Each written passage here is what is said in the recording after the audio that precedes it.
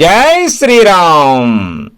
దాశరథి శతకము. శతకకర్త కంచర్ల గోపన్న.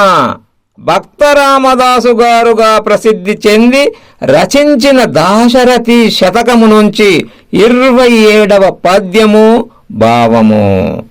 శ్రీరామ, నీ నామం విన్నా స్మరించిన జన్మ జన్మల పాపాలు హరించును.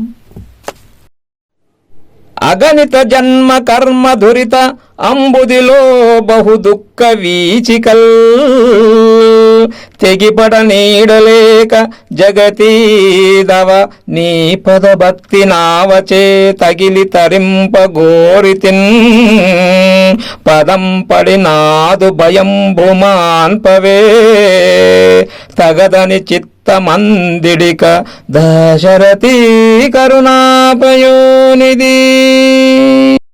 ఓ దశరథ రామ, ఓ లోకనాథ, ఓ రఘురామ, లెక్కింపరాని జన్మములందలి కర్మ పరంపరల చేత కలిగిన పాపాలు సముద్రంలాగా అపారంగా ఉన్నాయి. ఆ పాపాల వల్ల అనేక దుఃఖాలు కెరటాలలాగా వచ్చి పడుతున్నాయి. వాటిని నాయంతట నేను నిర్మూలించుకోవడం సాధ్యమయ్యే పని కాదు. అందుచేత నీ పాదముల మీద భక్తినే ఓడలాగా చేసుకొని ఈదరాని సముద్రాన్ని ఓడచే సులభంగా దాటినట్లు నా పాపాలను తేలికగా పోగొట్టుకొనదలిచినాను.